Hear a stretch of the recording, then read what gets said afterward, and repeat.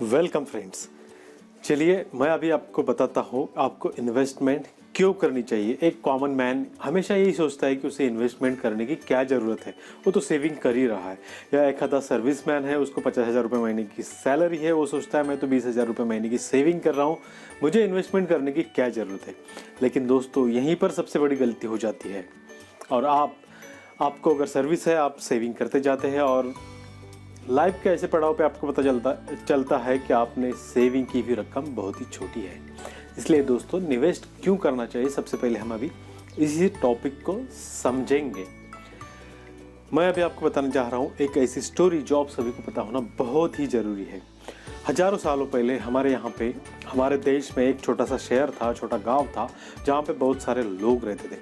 उसमें का एक व्यक्ति बहुत ही अमीर था, इतना अमीर कि वो कितना भी पैसा वो खर्च करे उसके पैसों में कोई कमी नहीं आ रही थी और उसका पैसा हमेशा बढ़ते ही जा रहा था। तो जो बाकी के लोग थे, उसके दोस्त थे, उसके अच्छे फ्रेंडली व्यवहार थे उनके साथ में, तो उन सब ने एक बार सोचा कि चलो जाके इससे पूछते हैं कि ये इतने अमीर कैसे बना है, जबकि हम इसके साथ ही पले बड़े हुए हैं, इसके साथ ही हम खेलते थे, ये भी हमारे साथ ही बड़ा हुआ है, लेकिन ये अकेला इतना अमीर कैसे बन गया और हम वहीं के वहीं कैसे है कि हमको डेली के हमारे खर्चे चलाने के लिए डेली काम करना ही पड़ता है। तो ऐसे सब लोग मिलके एक साथ उसके पास में गए और उसको पूछा कि हम सब तो साथ में ही पले बड़े, हम सब ने साथ में ही एजुकेशन की और काम भी हमने साथ में ही शुरू किया, तुम अकेले इतने अमीर कैसे बन गए और हम सब वहीं के वहीं कैसे हैं। इस पर वो आदमी हंसा, वो भला आदमी हंसा और उसने बोला चलिए मैं आपको एक स्टोरी बताता हूँ जो मेरे साथ घटित हुई और उससे मैंने जीवन की एक बहुत बड़ी सच्चाई समझ ली और वो आप सबको भी समझना बहुत ही ज़रूरी है। आपको तो पता ही है, मैं मिट्टी के बर्तन बनाने का काम करता था और एक बार मैं ऐसे ही मिट्टी के बर्तन और घड़े लेके दूसरे गांव जा रहा था। अपना जो सामान है वो सामान गधे और घोड़ों पे लाद के मैं जा रहा था। रास्ते में एक जंगल था, जंगल में जाते वक्त मुझे एक साधु बाबा दिखे जिनको बहुत ही ज़्यादा प्यास लगी हुई थी। आसपास वहाँ पे कोई पानी का स्रोत नहीं था, इसलिए मैं वहाँ पे रुका। मैंने अपने पास मेरे साथ में जो पानी था वो वाटर मैंने उनको ऑफ़र किया, मैंने उनको दिया। धूपकाले के दिन थे इसलिए हम पेड़ की छांव में बैठे, उन्होंने पानी वगैरह पिया और फिर हमारी बातें चालू हुई, हमारा इंटरेक्शन वहाँ पे चालू हो गया। ऐसे वक्त में मैंने उनको एक सवाल पूछा कि बाबा जी मैं डेली काम करता हूँ, मिट्टी के बर्तन बनाने का मैं काम करता हूँ, लेकिन मैं जितना भी कमाता हूँ सब खर्च हो जाता है, मैं कुछ बचा नहीं पाता हूँ या मैं अमीर नहीं बन रहा हूँ, मेरे रोज़ के खर्चे चल जाए इतना ही मैं कमा सकता हूँ, मुझे क्या करना चाहिए।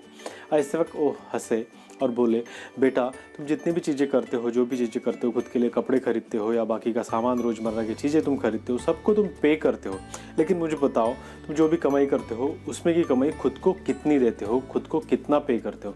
मैंने उनको बताया नहीं कुछ भी नहीं। तो वो हंसे और बोलने लगे तुम जो कुछ भी करते हो उसमें का 5th पार्ट मतलब कम से कम 20% तुमने खुद के लिए बचा के रखना चाहिए। सिर्फ बचा के ही नहीं बल्कि उसको ऐसी जगह इन्वेस्ट करना चाहिए कि वो पैसा और बढ़ता रहे, जहाँ पे तुमने कुछ ना करते हुए वो पैसा बढ़ता रहे, ऐसा कुछ तुम्हें करना होगा। ऐसा अगर तुम करते हो तो कुछ ही सालों में तुम अमीर बन जाओगे और बाद में तुम्हें कोई भी काम करने की ज़रूरत नहीं रहेगी। मैंने उसी वक्त ठान लिया कि आज मेरी जो भी सेलिंग होगी, जो भी मैं बर्तन बेचूंगा, उससे जो पैसा आएगा उसमें का 5th पार्ट मतलब 20% तो मुझे ज़रूर सेव करना ही करना है। और दोस्तों मैंने उसी दिन से मेरी अर्निंग का 20% बचाना शुरू कर दिया। धीरे धीरे ये रकम बनती गई। करीब 1 साल हो गया। 1 साल बाद में मैंने सोचा कि महाराज ने जैसा मुझे बताया था, साधु बाबा ने जैसा मुझे बताया था, ये पैसा ऐसी जगह इन्वेस्ट करना है कि वो बढ़ता रहे। मैंने अपने एक दोस्त को जो मेरे साथ ही कुम्हार टाइप का मतलब मड़के बनाने का, बर्तन बनाने का काम करता था, उसको दूर देश में भेजा वो पैसा लेके, जहाँ से वो गहने और अच्छे जवाहरात खरीद के लाए और इधर अपने देश में अपनी जगह पे बेच के उससे हम मुनाफा कमाए। मेरा दोस्त गांव को गया था, वो गांव से आने वाला ही था, इतने में वो साधु बाबा मेरे गांव में फिर से आए। हमारी उनसे फिर से मुलाकात हुई, मैंने उनको बुलाया, घर पर बिठाया। तब उन्होंने मुझे पूछा कि तुम्हारा सेविंग कैसा चल रहा है और तुमने उस पैसों का क्या किया है। तब मैंने उनको बताया कि मैंने वो पैसे मेरे एक दोस्त को जवाहरात और अच्छे कपड़े वगैरह खरीद के लाने के लिए भेजा है, वो हम यहाँ पे बेच के उससे मुनाफा कमाएंगे। उन्होंने पूछा क्या तुम्हारा दोस्त यही काम करता है, कपड़े और जवाहरात का? तो मैंने कहा नहीं, वो तो मेरे जैसा ही मिट्टी के बर्तन बनाने का काम करता था। वो गुस्सा हुए और बोले कि तुमने ये काम किसी जवाहरात को या जिसको उस चीज़ में का नॉलेज हो उससे ये काम करवाना चाहिए था। तुम अपने सारे पैसे गंवा चुके हो, फिर से सेविंग शुरू कर दो। मैंने उनकी बातें सुन के मुझे अचरज हुआ, लेकिन उनकी बात सच साबित हुई। मेरा दोस्त जब दूसरे देश से सामान लेके आया तो नकली सामान और ख़राब क्वालिटी के कपड़े वगैरह लाया था, वो बेच के हमारे पैसे वसूल नहीं हुए, हमारा उसमें नुकसान ही हो गया। मतलब मेरा वो पैसा मैं गंवा चुका था। मैंने फिर से शुरुआत की, मैंने फिर से 20% बचाना शुरू किया। मैंने अच्छी शुरुआत की और इस बार मैं जो पैसा बचाता था वो पैसे मैंने एक मेटल के बर्तन बनाने वाले, जो हमारे जैसे ही बर्तन बनाता था, फ़र्क इतना था कि हम मिट्टी के बर्तन बनाते थे, वो धातु के बर्तन बनाता था। हमने उसको धातु खरीद के दिया, उसके बर्तन बनाता था और बेचता था। उसमें से जो प्रॉफिट हुआ वो प्रॉफिट में से मेरा पैसा धीरे धीरे बढ़ता गया और ऐसे मैं धीरे धीरे सेविंग भी करता था। खुद की कमाई से मैं 20% सेविंग करता था और जो सेविंग करता था वो पैसा मैंने अलग अलग उद्योगों में लगाना शुरू किया। उसमें से भी मुझे पास में पैसा आता है और धीरे धीरे आप तो देख ही रहे हो मैं इतना अमीर बन गया हूँ कि आज मैं कुछ काम ना भी करूँ तो भी मेरा पैसा अपने आप ही बढ़ रहा है। ये सब सुन के उन दोस्तों ने कहा चलो हम भी आज ही से ये काम शुरू कर देते हैं। दोस्तों, एक हमारे दुनिया की, हमारे देश की बहुत ही इम्पोर्टेंट कहानी है। इसमें से ये सीख हमें मिलती है कि हम जो कुछ भी कमाता हो, चाहे कम चाहे ज़्यादा, चाहे कितना भी ज़्यादा, लेकिन हमें उसमें का कम से कम 20% सेव करना चाहिए और ऐसी जगह लगाना चाहिए कि वो रकम धीरे धीरे बढ़ती रहे। दोस्तों, आपको लगता होगा कि हम तो बैंक में एफडी करते हैं, हमारे पास जो पैसा आता है सैलरी का, सेविंग का, जो भी है, हम बैंक में एफडी करते हैं, उसमें से हमारी रकम बढ़ती है। दोस्तों, एकदम ही गलत बात है। बैंकिंग सिस्टम आपको सिर्फ और सिर्फ लूटने के लिए ही बैठी है। आपको ब्याज देते हैं, लेकिन इन्फ्लेशन का रेट देखें तो आपके एफडी में मिलने वाले रेट से कहीं ज़्यादा है। होलसेल इन्फ्लेशन 8% से हमारे देश में है, रिटेल इन्फ्लेशन तो इससे कहीं ज़्यादा है। मतलब 1 लाख रुपए अगर आपके पास में आज है तो 1 साल बाद आप 1 लाख रुपए से उतनी वस्तुएं नहीं ला सकते। उतनी ही सेम चीज़ें लाने के लिए आपको 1,10,000 या उससे की रकम खर्च करने की ज़रूरत है, जबकि बैंक में इंटरेस्ट से आपका ये रुपया बनता है 1,06,000।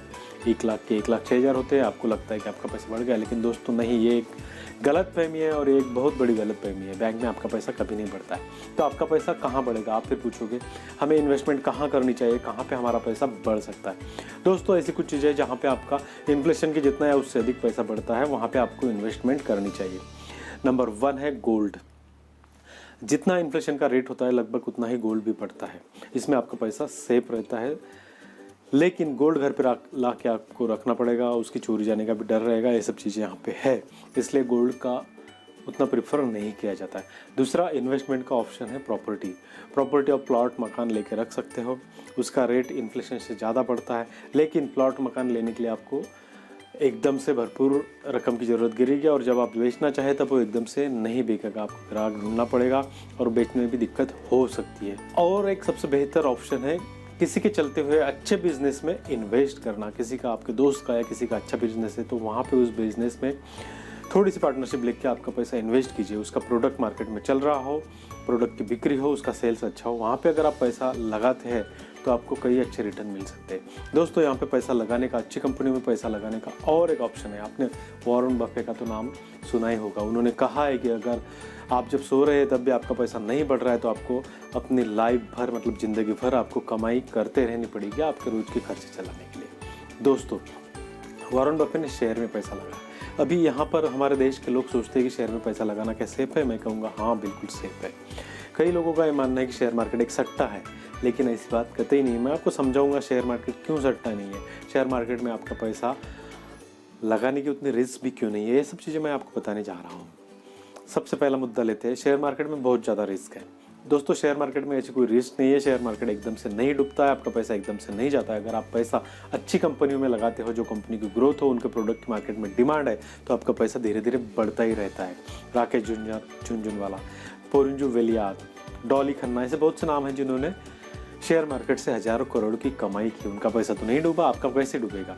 दोस्तों, कोई भी फैक्ट्री है, कंपनी है, उसका अगर रनिंग बिजनेस चल रहा है तो फैक्ट्री एकदम से बंद नहीं होगी।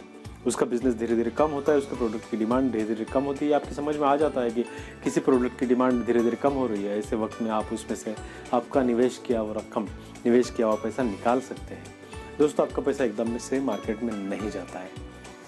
दूसरी बात है, शेयर मार्केट सट्टा है। शेयर मार्केट सट्टा नहीं है। शेयर मार्केट में आप निवेश करते हो, मतलब आप एक अच्छी कंपनी में अच्छी कंपनियां ढूंढ के आप निवेश करते हो, आप उसमें पार्टनरशिप लेते हो।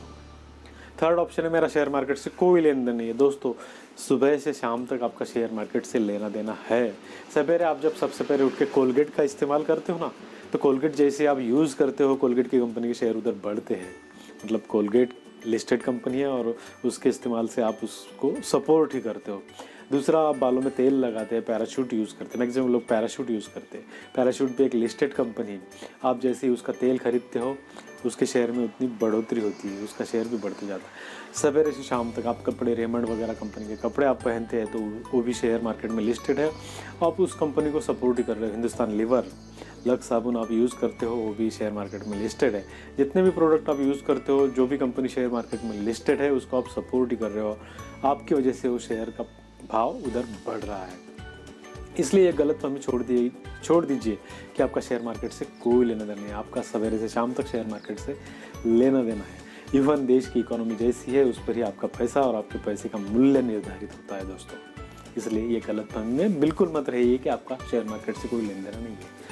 और एक बात है कि शेयर मार्केट में इन्वेस्ट करने के लिए मुझे बहुत सारे रुपयों की, बहुत सारी रकम की ज़रूरत है। नहीं दोस्तों, कतई नहीं है। आप छोटी सी रकम से भी शेयर मार्केट से, इवन 100 रुपीज़ से भी शेयर मार्केट में निवेश करना शुरू कर देते हैं। मैं मेरे अगले वीडियो में आपको सिखाने जा रहा हूँ कि शेयर मार्केट में आप एकदम कम पैसों से कैसे शुरुआत कर सकते हैं और धीरे धीरे आपकी रकम कैसे बढ़ सकती है। शेयर मार्केट से आप प्रॉफिट कैसा कर सकते हो।